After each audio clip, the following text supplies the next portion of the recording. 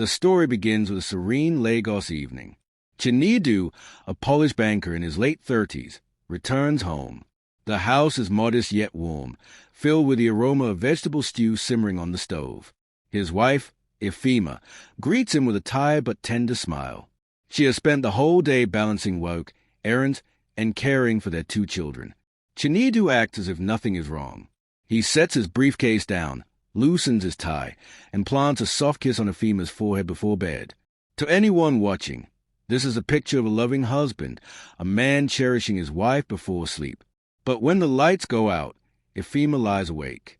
The kiss feels different, colder, practiced, almost mechanical.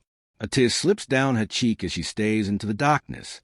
She can't explain it, but her heart whispers that something is not right. His late nights, his evasive glances, the faint scent of perfume that isn't haze, they all weave into one question. What is he hiding? This opening scene grips the audience. They feel the contradiction between appearances and reality. The kiss looks perfect, but her tear is a signal.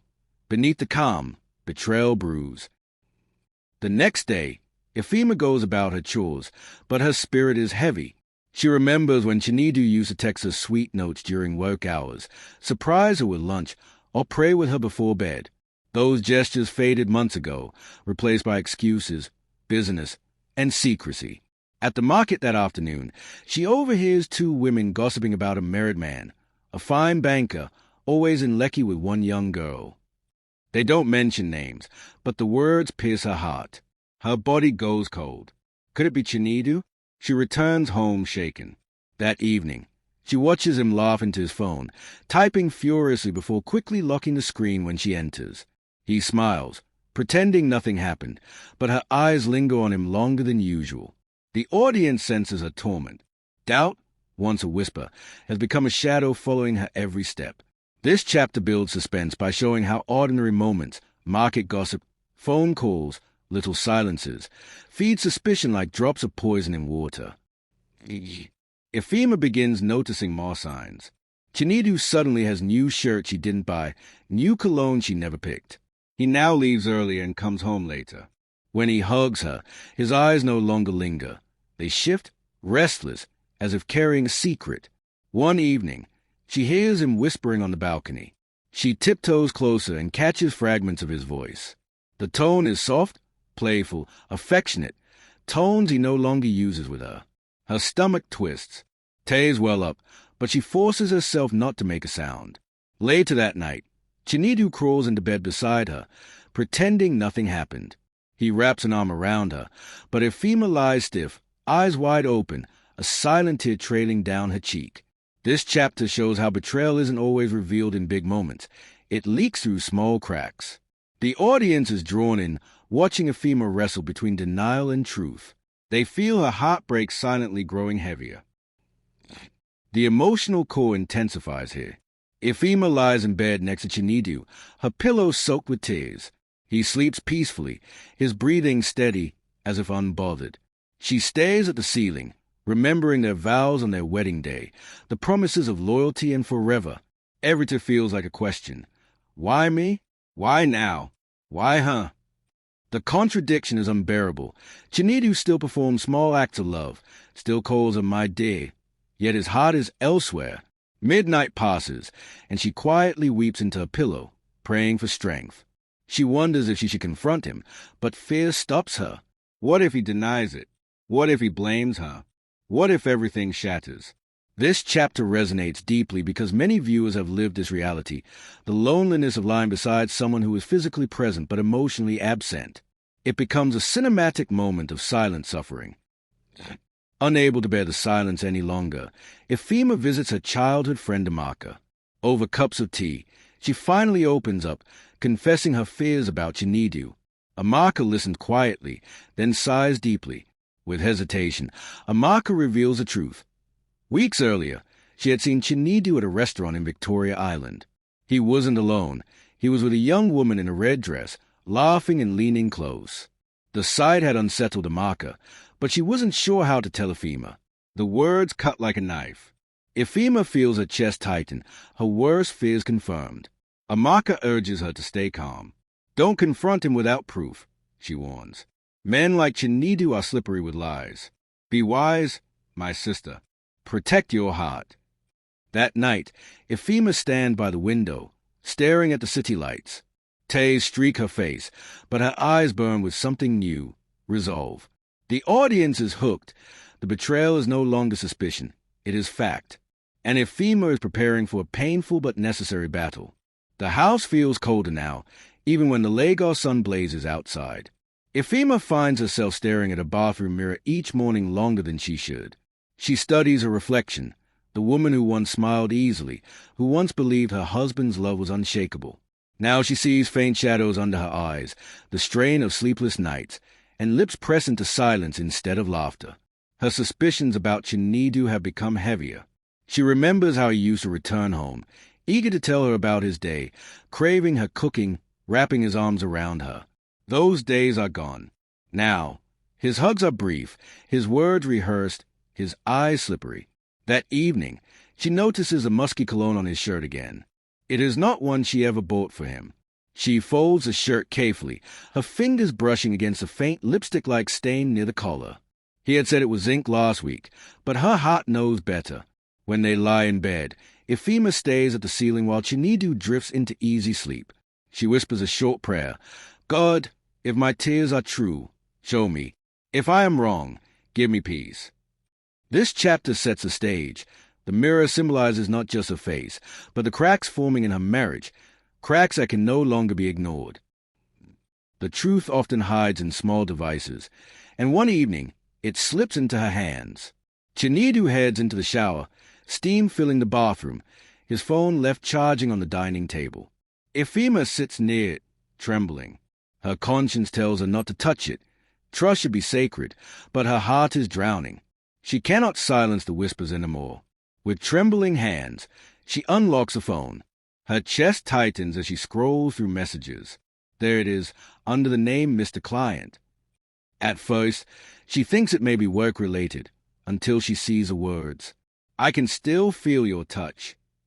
Last night was fire red hot hash. I miss you already, my love. Her world shatters.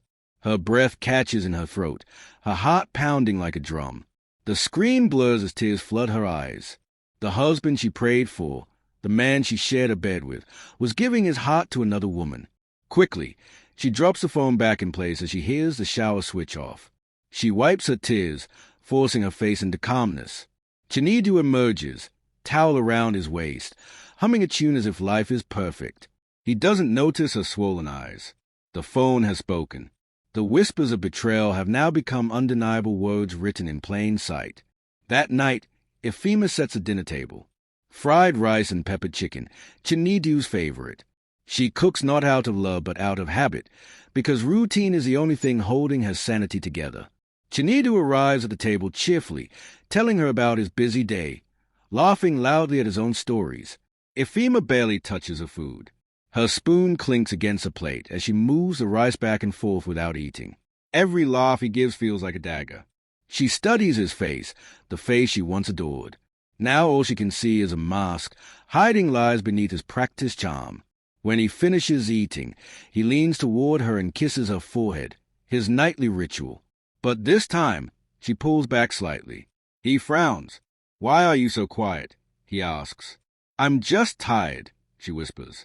The words are safe, but her heart screams something else. She clears the plates, then retreats to the bedroom. Chinedu scrolls on his phone in the living room, grinning at messages she knows aren't meant for her. In bed, Ifeoma cries silently again, her pillow soaked. The dinner of silence captures betrayal at its cruelest, not in shouting or breaking, but in the unbearable weight of pretending at the same table where love once thrived. Amaka's advice rings in her ears. Don't confront him without proof. Ifeoma knows it's true. Chinedu is a smooth talker, quick to twist lies into polished excuses. Ifeoma needs something undeniable. So she reaches out to a trusted taxi driver in her neighborhood, a man she knows is discreet. Quietly, she asks him to follow Chinedu after work and tell her where he goes. The driver agrees, and a plan is set in motion. A few days later, the driver reports back. One Friday evening, he follows Chinedu's car into the streets of Lekki. He watches as Chinedu parks near an upscale lounge. Moments later, a young woman in a striking red dress joins him. They laugh together, sit close, and lean into each other like lovers. The driver takes a blurry picture from his phone and later sends it to Ifeoma. When she sees the image, her breath stops. The woman is real. The betrayal has flesh and blood. Ifeoma clutches the photo against her chest, her tears falling like rain. Yet deep inside, a strange calm rises. The shadow of suspicion has become solid truth. There is no going back. The audience feels the suspense intensify. She now holds the evidence that can topple her marriage. That evening, Chinedu returns home late, his shirt smelling faintly of perfume. He smiles, casual as ever, and claims, "Traffic held me back." Ifeoma forces herself to ask softly, "How was your meeting?" Without hesitation, he spins a story about client and conference calls, his lies flowing smoothly. But Ifeoma already knows where he had been. She looks at him quietly, her heart heavy but resolute. Later that night, as he leans in to kiss her forehead, she turns away. A single tear escapes, rolling down her cheek. This time, Chinedu notices. "Why are you crying?" he asks, confused, his brows furrowing. Ifeoma looks him directly in the eyes. Her voice is low, steady, chilling. "Because I know." The words fall like thunder. Chinedu freezes. He cannot tell if she has seen his phone, heard the whispers, or followed him. But the truth is out there now, hanging heavy in the room. This chapter ends with a haunting silence, the moment betrayal moved from the shadows into the light. The audience feels the knot tighten. The confrontation is no longer far away. It has begun. Morning light spills into the living room, but the warmth doesn't reach Ifeoma's heart. She sits on the couch flipping through their old wedding album. Each photograph feels like a knife. Chinedu lifting her veil, the joy in his eyes, their first dance. She traces the images with a finger and whispers, "Where did you go? My husband." Chinedu enters, adjusting his tie, acting like the perfect man. He tells her about an upcoming business trip, but Ifeoma doesn't respond. Her silence unnerves him. For the first time, his confident mask begins to slip. He clears his throat, asking if she's okay. She forces a smile and says, "I'm fine." But she isn't. That night, while he sleeps soundly, she lies awake, her pillow wet again. She knows he senses her distance, but she no longer cares to pretend. The audience sees a shift. Ifeoma is moving from broken tears toward quiet defiance. Chinedu's mask of control is cracking. The air in the house grows thick with tension. Ifeoma begins to ask calculated questions. "How is your client in Lekki?" Or "Why do you smell like women's perfume when you get home late?" Each question is sharp, like a knife pressed lightly against his lies. Chinedu laughs him off, claiming she's paranoid, but his laughter is hollow. He spends more time on his phone, avoiding her gaze. When she presses further, he snaps, "You're imagining things. Ifeoma, you should stop listening to gossip." She doesn't argue, but her eyes never leave his. Later, she confides in a marker again. A marker warns her, "Don't let him gaslight you. You've seen enough. Wait for the right moment to speak with strength, not tears." This chapter paints the tension vividly. The storm is no longer inside Ifeoma's heart. It is filling the house, gathering force. The audience can feel it pressing closer, waiting to explode. The turning point comes suddenly. One quiet evening, while they sit in the living room, Chinedu's phone buzzes on the table. He picks it up quickly, but not quickly enough. Ifeoma catches a glimpse of the message on the screen. "I'll miss you tonight. Last night was fire red hot hash." Her world tilts. She looks at him, her body trembling, her lips quivering. For the first time, she doesn't swallow the pain. She asks, her voice low but cutting, "Who is she? Chinedu?" He freezes, fumbling for words, then forces a laugh. "It's nothing, just a client. A silly joke." But Ifeoma shakes her head, tears streaming freely. "Don't insult me. I know." The room falls silent. Chinedu's confident facade falters. For the first time, his betrayal is not hidden in whispers. It has been dragged into the light. The audience is locked in, their hearts pounding with Ifeoma's pain. The confrontation they have waited for has finally begun. Dinner the next night is not like any before. Ifeoma serves the food, but her hands are steady with anger, not love. Chinedu sits across the table, trying to act normal, but the tension is suffocating. Finally, she slams her hand on the table. Enough lies. Do you think I don't see? Do you think I don't know? He stares at her, his jaw tight. You're making a mountain out of nothing. But she doesn't stop. She pulls out the receipt she saved from his pockets. She mentions the perfume scent. She describes a photo of him with a woman in the red dress. Each piece of evidence lands like a hammer on glass. Chinedu's face hardens. He realizes he can no longer deny it. Anger replaces guilt. So you've been spying on me, he shouts, flipping the narrative. The argument grows loud, voices colliding, the house trembling with their pain. At the climax, Chinedu storms out, slamming the door, leaving Ifeoma sobbing at the table. The table that once united them now sits broken, soaked in tears and echoes of betrayal. This chapter is cinematic, raw, and explosive. The marriage no longer has walls to hide behind. Hours pass, but Chinedu does not return. Ifeoma spends the night pacing, replaying their entire marriage in her mind. The joy, the promises, the vows. Were they all lies?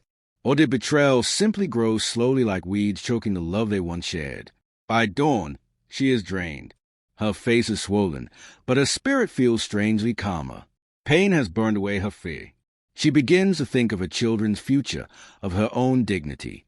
She realizes that her silence has been a prison, and now she holds the key to walk free.